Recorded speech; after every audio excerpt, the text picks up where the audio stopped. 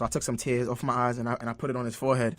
Listening to Let Your Voice Be Heard. It's a logical fallacy, and I know that, but, as always, and maybe the rest of the panel can tell you, I play a bit of the devil's advocate because I am the lone black Republican up here. He just made a fool out of himself. I mean, you can look at Dennis Rodman and think he's making a fool out of himself. We know Barack Obama, what he was like, anti-war, government...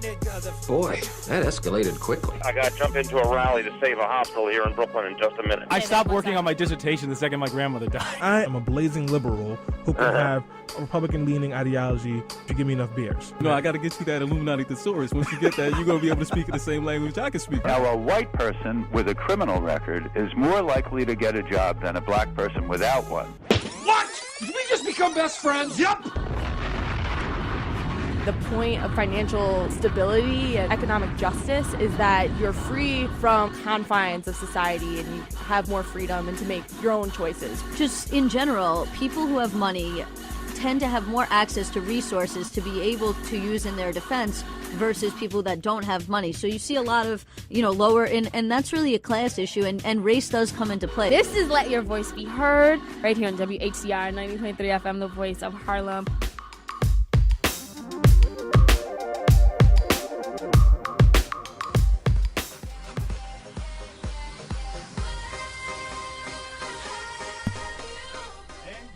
And we are back on Let Your Voice Be Heard. Forgot to turn your mic on again. I know, Stanley? right? I'm always turning my mic off because I think of Selena raising her fist at me and I get scared. You know what? We're not going to make references to that I'm an abuser after talking about abuse. Oh, okay? Are you? Because I didn't say that. You did. So we're back on Let Your Voice Be Heard on 90.3 FM, WHCR. You mean you didn't want to play Rihanna? The voice of Harlem. And, wow, I didn't even think about that. So we do have a caller on the line. Jazz, I know you had a bone to pick. Go ahead. Let your voice be heard.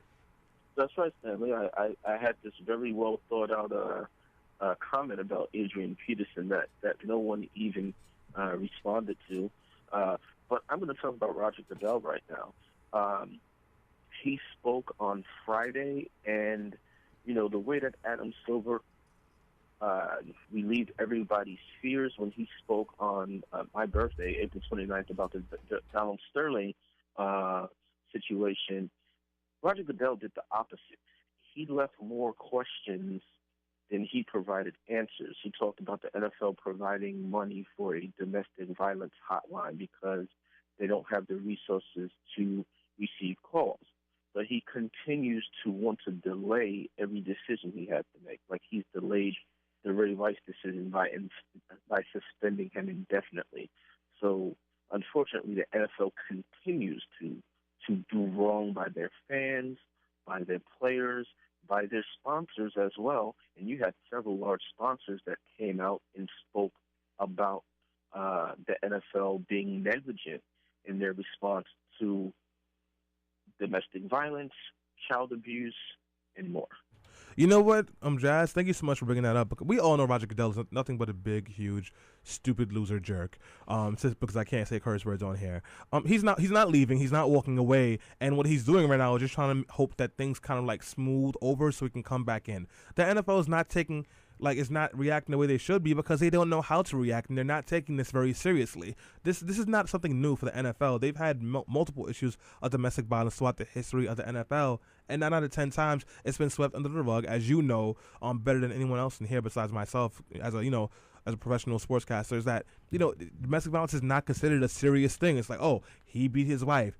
That whatever, she shouldn't have burnt the chicken or whatever. Let them handle that behind their own doors. Exactly. As long as it doesn't make the NFL look bad, right, they don't care. So that's what that really comes from. If you guys are wondering why Jazz started talking about Roger Goodell, it is because we are in the news roundup lightning edition, which means we're talking about the latest news topics throughout the week, and we are doing it really fast because we got to move. Alyssa? Yeah, I got one real fast. So the Supreme Court is getting a master class in rap music for aging jurists, according to Slate Magazine. The Supreme Court's going to be hearing a case known as Alonis versus the United States in December. And the Supreme Court is going to have to decide whether the speaker's intent or the listener's response will determine if there has been a true threat of violence such that First Amendment rights are not protected.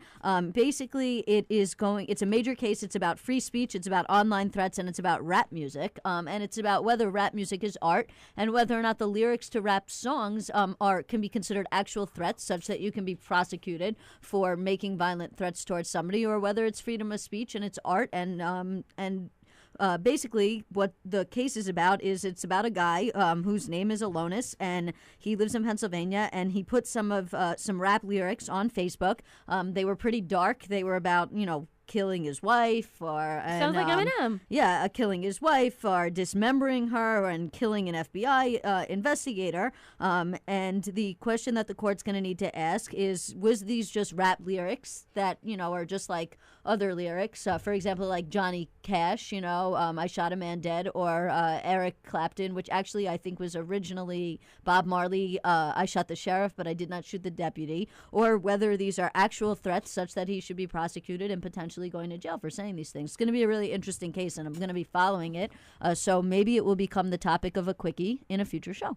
It's definitely, that is interesting, especially because remember that whole Eminem era where he was, of course, getting all of this buzz, and he had that song about killing his girlfriend Kim and stuff like that. So that sounds like it would be something that would be under the radar, or something that would be they would be paying attention to, these type of lyrics and songs. I mean, it's a fine line. That's which Eminem song are you talking about? That's like his entire career. True. But his last album, Relapse, he actually put out a song where he apologized to his mother and Kim for the lyrics that he wrote about them. Headlights, great song. Yeah, amazing. Yeah, it was a really good song. It is. Right. Well, but, this, I'm expecting one thing from the Supreme Court case, that the Supreme Court is going to say hip hop is not art. That's the only thing I'm expecting from that one. I'm like, rap is not music. Stop playing it. It's over. I mean, we'll see. And I guess that will influence the FDA guidelines or something? No, I was just being a jerk. Oh. I have a good story for you guys. So a guy made a spoof Twitter account of a mayor in a town in, I think it's Georgia. I may be wrong. Forgive me if I am. So he made a spoof account of a mayor of a local town in Georgia, and he would just post jokes on there so you know how you have El Bloomberto, the Mayor Bloomberg Spanish Twitter account? This is the drunk mayor account of this mayor in Georgia. So he was making this account, but then the account got suspended by Twitter. So he was like, okay, whatever.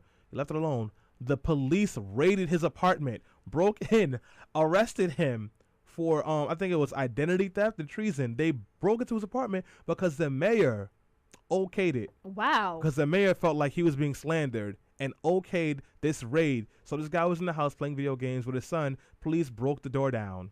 Wow. Came in, guns blazing, guns to the kid's head, guns to his head, putting him in prison. So now he and the ACLU are filing a lawsuit against that town. Wow. Yes. That is crazy. Yep. I guess I just wanted to end it on a good note. No. Yes. So President Obama and the Obama administration, they have launched a new campaign to combat sexual assaults on college campuses. This has been an overarching theme.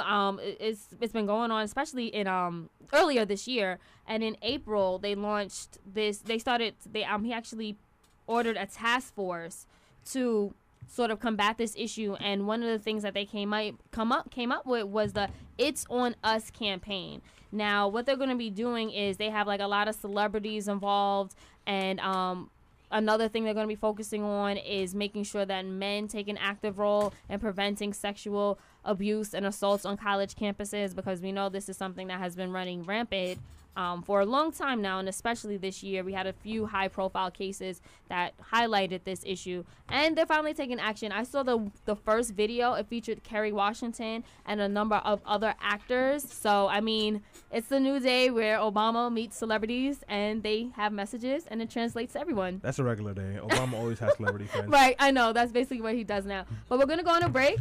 When we come back, we're going to come back talking about climate change right here on Let Your Voice Be Heard. You